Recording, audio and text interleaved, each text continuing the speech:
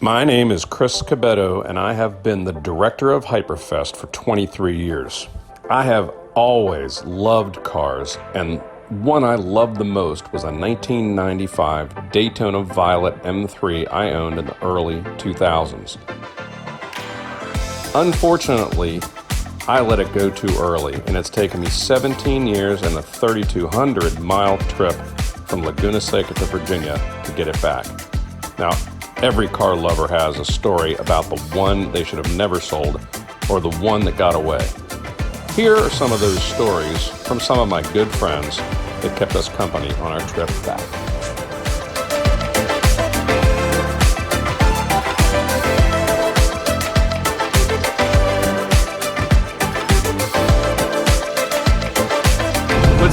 What's the Tanner Faust Spotify secret driving mix? My taste in music is probably not really great. I love 80s music.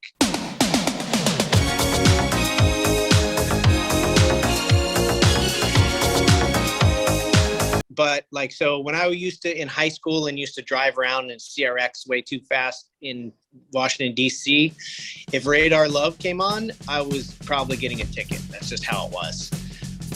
And it's just a super long song with so many parts to it. Obviously, in the 80s, there was a lot of stuff. Now I find, and this is terrible to say, but I find if I'm on a road trip like you are right there, I probably am listening to channel 53, which is chill.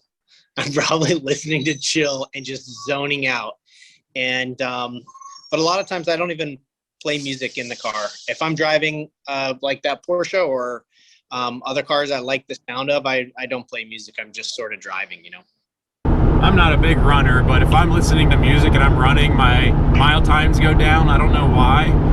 And somebody actually asked me the other day, so when you're on track, do you listen to music? And I was like, of course not. I'm concentrating on other things. But maybe if you're on track listening to Radar Love, you might go faster. I think it's worth a shot.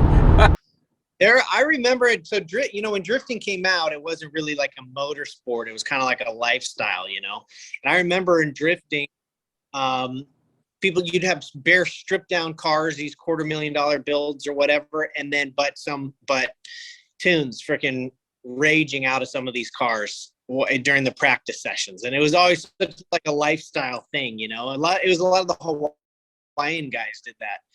And it was just sort of like their style kind of a thing.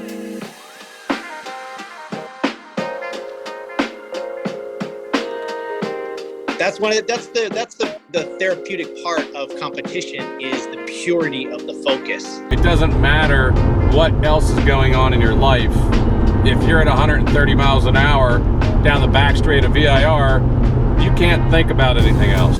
It's funny, but some of the races, some of the cars are slow enough that you do have time to distract yourself, and your brain would just start wandering. Like, do I have my room key? I'm always thinking about dinner.